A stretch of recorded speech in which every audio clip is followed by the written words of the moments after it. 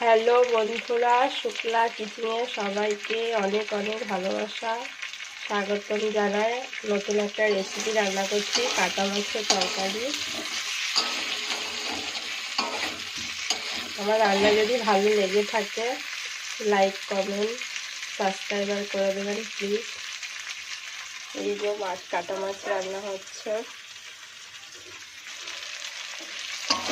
এই তরকারিটা হচ্ছে।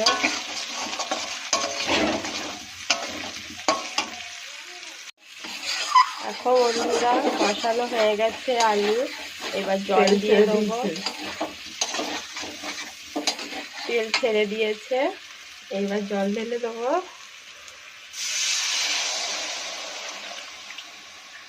দেখো বন্ধুরা, লাল লাল ঝোল ঝোল।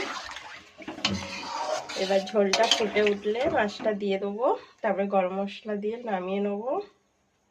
দেখো বন্ধুরা, এই গরম মশলাটা দেওয়া হয়ে গেল। এবার তরকারিটা নামিয়ে নেবো, একটু নেড়ে চেড়ে। এবার নামিয়ে নেবো। আপাতত আমার রান্না আজকে কমপ্লিট।